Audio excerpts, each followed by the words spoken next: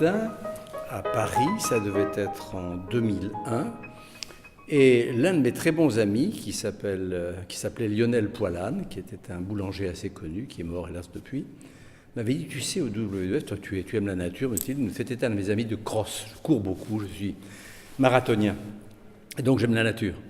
Et il m'a dit, il faudrait que toi qui maintenant pars en retraite, tu devrais venir aider le WWF à grandir. Il y a un type formidable qui s'appelle Cédric Dumonceau, tu devrais le rencontrer. Voilà, c'était un petit déjeuner un matin à Paris, c'est là que nous nous sommes vus pour la première fois.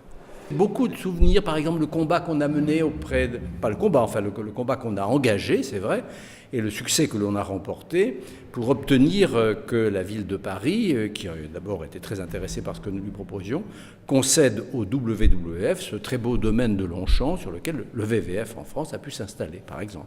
Voilà, c'est un très bon souvenir. Il a mérite parce que, si vous voulez, pour deux raisons. D'abord parce que c'est un homme qui a le goût du futur, le sens du futur.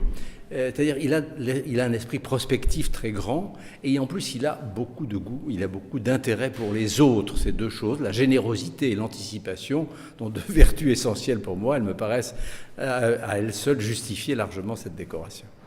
Eh bien, je lui souhaite de pouvoir s'accomplir dans sa vie personnelle, professionnelle, bien entendu, et surtout de pouvoir contribuer à apporter cette pierre à ce qui est essentiel, à savoir nous sommes, comme il le disait très justement, nombreux sur une planète, une seule planète, nous le serons encore beaucoup plus dans quelques années. Il faut donc que ce ne soit pas seulement la rivalité ou l'opposition qui sépare les hommes et qui les dresse les uns contre les autres, mais au contraire le sens partagé de cet avenir que nous avons ensemble sur une seule planète, et ça c'est très important.